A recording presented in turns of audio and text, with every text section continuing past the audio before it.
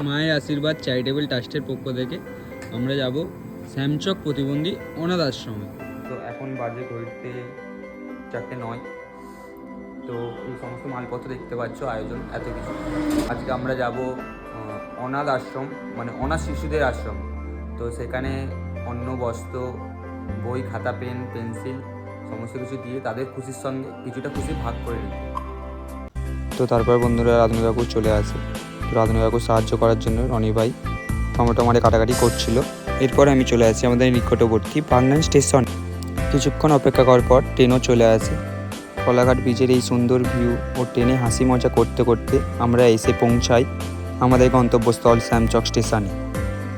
এরপরই শুরু হয় মহাসংগ্রাম। এই ভারী ভারী খাবারের কন্টেনার ও জামা কাপড়গুলো স্টেশনের এই প্রান্ত থেকে ওই প্রান্তে নিয়ে যাওয়া। এরপর অটোর মাথায় বসে শ্যামচকের গ্রাম্য পরিবেশ দেখতে দেখতে আমরা 3 দাদাভাই মিলে পৌঁছাই আমাদের লক্ষ্যে, শ্যামচক প্রতিবন্ধী কল্যাণ সমিতি। এরপর আমরা আমাদের ট্রাস্টের ব্যানার টাঙিয়ে 6তম জন্মদিবস উদযাপন করি এই ছোট্ট ছোট্ট শিশু ও ওখানকার কর্মকর্তাদের সাথে। এরপর ছোট্ট ছোট্ট ছেলে মেয়েগুলোকে কেক বিতরণ করে ওদের খাবারের আয়োজন করা হয়। সত্যি ওরা কি সুন্দরভাবে দুদিকে লাইন করে বসে সবাই মিলে একসাথে অন্ন গ্রহণ করলো। সত্যি ট্রাস্টের কর্মকর্তারা ওদেরকে যত্ন সহকারে খাইয়ে এবং জিজ্ঞাসা করতে, হয়তো টাকা দিয়েও এই শান্তি কেনা যায় না। একটু হলেও গর্ব হয় এই জামাটা গায়ে দেওয়ার।